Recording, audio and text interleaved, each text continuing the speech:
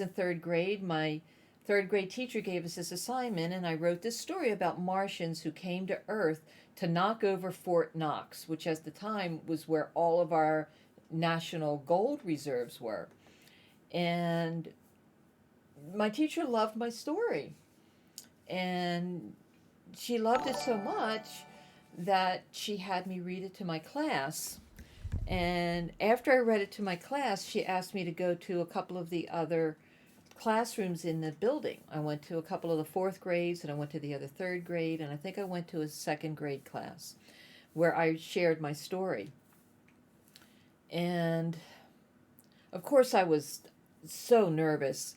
I was so thrilled to share my story, but I was also so nervous, and it was hard, for me to do that. It was really a hard thing because as writers, and I think even back then, there was just this instinctual thing of knowing that sharing your words, sharing that part of you can be very difficult, can be extremely rewarding, but it can also be really difficult.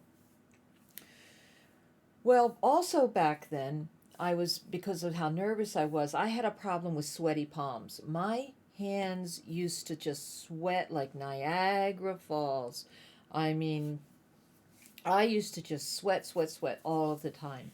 And we also used to write with pencil. And so by the time I made it back to my classroom, I had perspired so much over the paper that all of my letters and all of the words had just become this smeary, disgusting mess.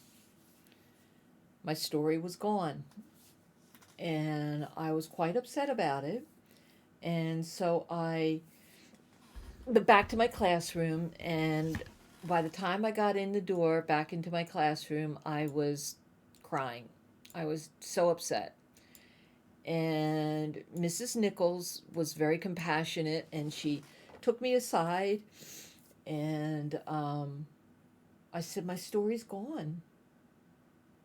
My story's gone."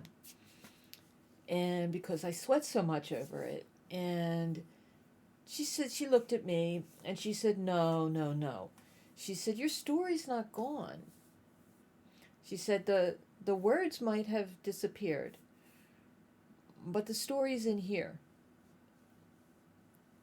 You've been gifted. You've been given the gift of words, and your stories will never go away. You will always have story. You will always have stories to tell.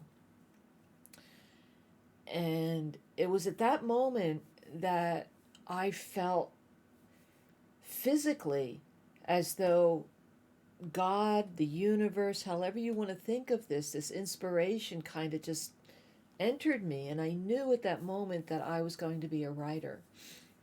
And I think a lot of writers have similar experiences where they just, something happened. Yeah, Mrs. Nichols was an amazing teacher. But anyway, she inspired me to go on to become a writer. And of course, that was all I ever wanted to do. Everything else, math, anything else, I just, no, no, no, I don't need that. So anything else just became unimportant to me. I just wanted to be a writer. And so I